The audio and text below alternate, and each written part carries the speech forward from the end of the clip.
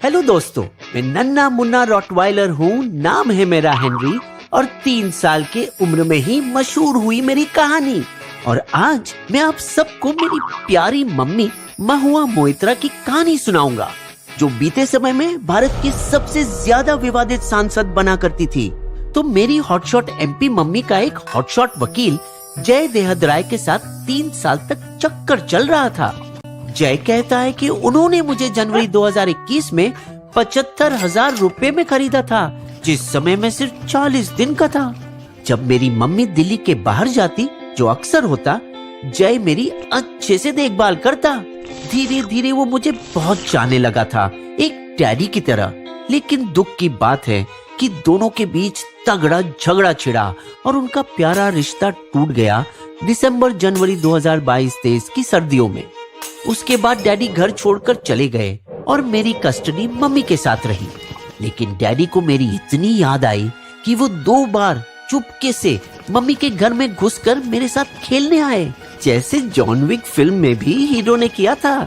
Mummy को जब पता चला तो वो गुस्से से आग बबूला हो गई। सुनने में आया कि उन्होंने डैडी के खिलाफ 2 पुलिस कंप्लेंट भी दर्ज की, उनके घर में चोरी छुपे घुसने और मुझे चुराने के लिए। डैडी का ये मानना है कि मैं हमेशा से उनका ही पेट था और असल में मम्मी ने मेरा अपहरण किया। बहरहाल, चूंकि हर बार डैडी कुछ समय के बाद मुझे लौटा देते, इसीलिए मम्मी कंप्लेंट को दबा दिया, अपने पुराने प्यार भरे रिश्ते के खातिर। लेकिन फिर डैडी अकेलेपन के झटके से देवदास जैसे डिप्रेस हो गए। लोगों ने कहा था महुआ को छोड़ दो, महुआ ने कहा हेनरी को छोड़ दो। आता माजी सटक ली, ये सोचते हुए कि ये सब मेरी वजह से तो नहीं हुआ, या वजह कुछ और थी। क्योंकि पिछले साल अक्टूबर में उसने जो किया, उससे मेरी और मम्मी के पैरों तले जमीन ही खिसक गई। उन्होंने मम्मी पर इल्जाम डाला कि वो अपनी सांसद की डिजिटल लॉगिन आईडी और पासवर्ड दुबई के एक बिजनेसमैन दर्शन हीरानंदानी से शेयर करी, जिसके जरिए उसने सांसद से वो सवाल किए जिसका जवाब वो जानना चाहते थे, खासकर अपने प्रतिद्वंदी गौतम अदानी और उनके अदानी समूह के बारे में। डैड का आरोप है कि इसके बदले में दर्शन ने मम्मी को 2 करोड़ रुपए और कई सारे महंगे गिफ्ट की रिश्वत दी। और ये सब डैड ने 39 पन्नों के लंबे पत्र में लिखकर पहले सीबीआई को भेजा और फिर भाजपा सांसद और मम्मी के पुराने दुश्मन निशिकांत दुबे को भी। फिर जो होना था हुआ। अगले दिन दुबे वो शिकायत लोकसभा स्पीकर को आगे भेजा और मांग की महुआ को संसद के नियमों के उल्लंघन में सदन से निलंबित किया जाना चाहिए। बिना हिचकिचाए लोकसभा स्पीकर तुरंत कंप्लेंट को और आगे सदन की आचार समिति को भेज दिया। ये बहुत चौंकाने वाली बात है कि मेरे देवदास डैडी दुबे से मिले सिर्फ अपने मतलब के लिए, मेरी माँ की छवि और राजनीतिक करियर खत्म करने के मकसद से। क्योंकि मार्च 2023 में ही तो मम्मी दुबे का खुलासा किया था चुनावी हलफनामे में फर्जी MBA डिग्री दिखाने का, जिससे वो उनका राजनीतिक दुश्मन बन गया। दुबे बहुत भोंडा था और कैसे कैसे शब्दों का इस्तेमाल किया मम्मी के लिए। उन्हें नगर वधू बुलाया, यानी कि बच्चलन औरत। कंप्लेंट के बाद भी उसकी जीभ बंद नहीं हुई और उनके खिलाफ तीखे शब्द उगलता रहा। दुबई दीदी डिग्री वाली देश बेचे। गौर करने वाली बात है कि पहली बार जब दुबे ने मम्मी का अपमान किया था, तब डैडी ही उनके बचाव के लिए आए थे, भले ही तब तक उनका रिश्ता टूट चुका था, और खुद दुबे पर वार किया। रक्त बीज।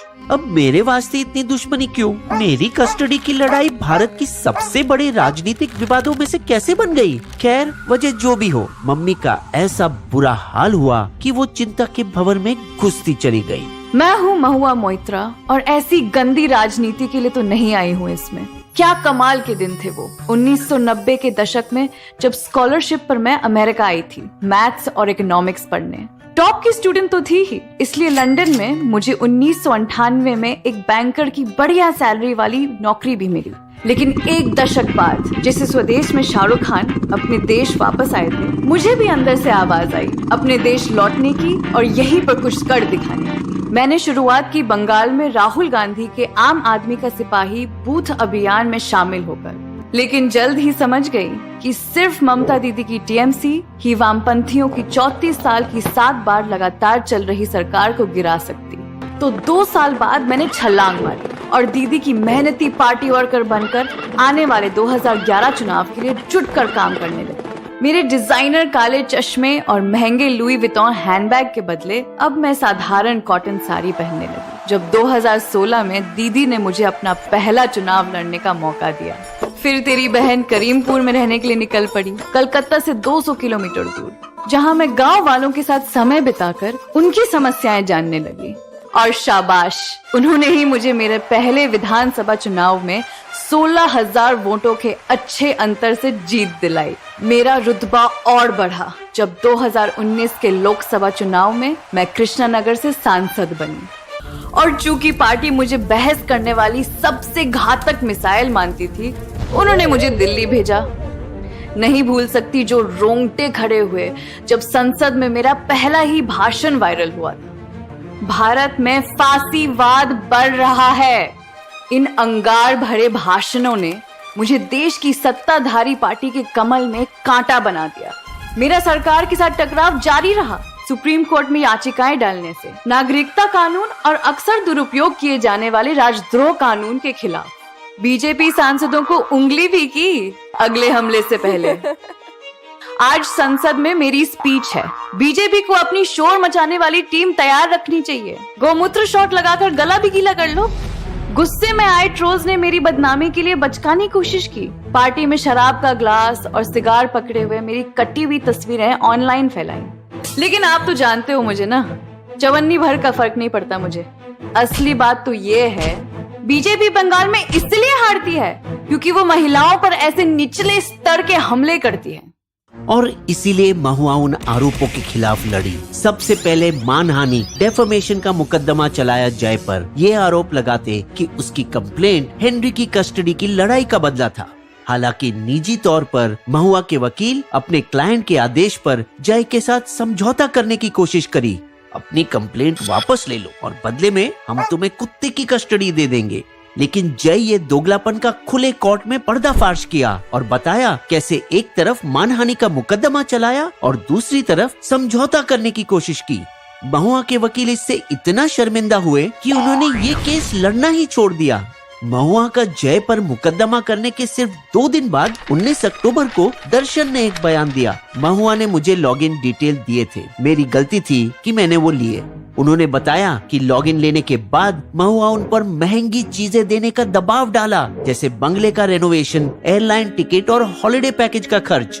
दर्शन और महुआ दोनों 2017 से करीबी दोस्त हुआ करते थे, इसीलिए दर्शन का बयान उन्हें पीठ में छुरा घोंपने जैसा लगा। या ये भी हो सकता है कि दर्शन का बयान दबाव में दिया गया हो, समझो जैसा किसी ने उसके सिर पर बंदूक रख कर लिया हो। क्योंकि 2021 पेंडोरा पेपर्स लीक से पता चला कि बीवीआई ट्रस्ट के जरिए दर्शन का परिवार $60 मिलियन ब्लैक मनी का लाभार्थी था, जिसके चलते 2022 में उनके 24 ऑफिसेस पर छापे मारे गए, देश के बाहर छिपे हुए पैसों की तलाश में। क्या यही वजह हो सकती है कि दर्शन योगी आदित्यनाथ के साथ मेलजोल बढ़ाते देखा गया और यूपी में डेटा सेंटर के लिए 39,000 करोड़ रुपए का निवेश करने का वादा किया? और क्या अडानी का दीदी के साथ दोस्ताना और पश्चिम बंगाल के ताजपुर में 25,000 करोड़ रुपए का गहरा समुद्री बंदरगाह बनाना वजह था टीएमसी की ताकतवर महारानी ममता बनर्जी की खामोशी का? 3 मर्दों का एक महिला के खिलाफ होने के बावजूद, क्योंकि कंप्लेंट के सिर्फ 2 हफ्ते बाद कड़ी पूछताछ में भूनने के लिए लोकसभा के 15 सदस्यीय आचार समिति महुआ को हाजिर रहने का आदेश दिया।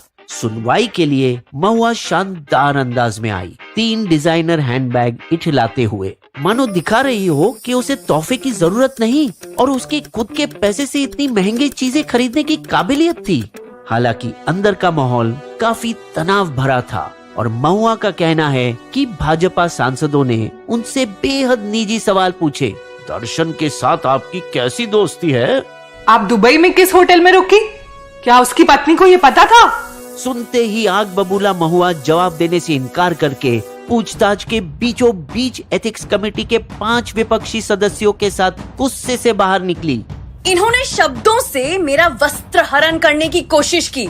कमेटी पहले ही भाजपा सांसद निष्कांत दुबे और कंप्लेंट करने वाले जय देहद राय से पूछताछ कर चुकी थी, लेकिन दर्शन, जिसके बयान पर पूरा मामला टिका था, उसे कभी भी न तो पूछताछ के लिए और न ही महुआ से क्रॉस सवाल करने के लिए बुलाया गया। वैसे महुआ ने माना कि एक शादीशुदा दर्शन से उसे दोस्ताने में गिफ्ट मिले थे, जैसे आर्किटेक्ट से बंगले के डिजाइन में मदद और मुंबई और दुबई में एक कार और ड्राइवर भी। 2005 में कई सारी पार्टियों के 11 सांसदों को एक स्टिंग ऑपरेशन में पकड़ा गया। इसी तरह के मामले में सवाल पूछने के बदले में एक व्यापारी लॉबी से नकद लेते हुए सभी को संसद से निकाला गया, जिस फैसले पर 2 साल बाद 2007 में सुप्रीम कोर्ट ने भी अपनी मोहर लगाई। हालांकि इस मामले का सबसे महत्वपूर्ण सवाल ये है कि क्या सांसद महुआ मोइत्रा को दर्शन से नकद पैसे की रिश्वत मिली या नहीं, ये पक्का निष्कर्ष नहीं किया जा सकता। फिर भी जैसे कि कमेटी बहुत जल्दी में हो, पहली कंप्लेंट के सिर्फ 23 दिन बाद 9 नवंबर को बचे हुए 10 सदस्य की कमेटी ने अपना फैसला सुनाया 6 से 4 की बढ़त से। महुआ मोइत्रा को लोकसभा से निकाला जाना चाहिए और 2 हफ्ते बाद 8 दिसंबर को वैसा ही हुआ। हालांकि उनका कार्यकाल कुछ महीनों बाद 2024 की लोकसभा चुनावों तक वैसे भी खत्म हो जाता। देखा जाए तो महुआ के एक्सक्यूजेस भी काफी कमजोर थी कि दर्शन को लॉगिन इसीलिए दिया क्योंकि उनका कोई भी पीए अंग्रेजी नहीं बोलता था, या कि कोई स्पष्ट कानून नहीं है जो सांसदों को अपना लॉगिन किसी तीसरे को देने से रोकता है, और ये कि दर्शन के सवालों को सबमिट करने का ओटीपी उसके फोन पर आता था। अब खबर आई है आईटी मंत्रालय से कि उसने अपना लॉगिन न्यू जर्सी और बेंगलुरु में दूसरे लोगों के साथ भी शेयर किया हो सकता है।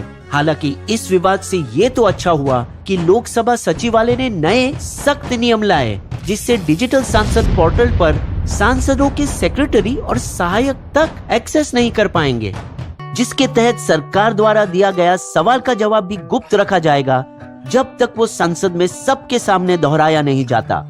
तो अब महुआ के पास धूम मचाने के अलावा और क्या रह गया? मैं 49 साल की हूँ। मैं बीजेपी से अगले 30 साल तक संसद के अंदर और बाहर लड़ती रहूंगी। कहना आसान है क्योंकि चुनौतियां खत्म नहीं हुई, वो आईटी अधिनियम के तहत भी फंस सकती है। और जैसा लगने लगा कि उनका छोटा मगर धुएंधार राजनीतिक करियर गुमनामी की ओर जाता दिख रहा था, हीरोइन जैसी सामने आई ममता बनर्जी और अपने सिले हुए होठ खोली विवाद छिड़ने के 1 महीने बाद।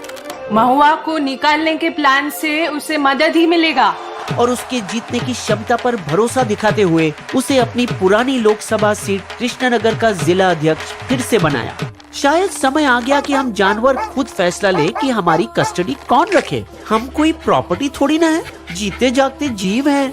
तो हेनरी, आप किसके साथ रहना चाहोगे, मम्मी या डैडी?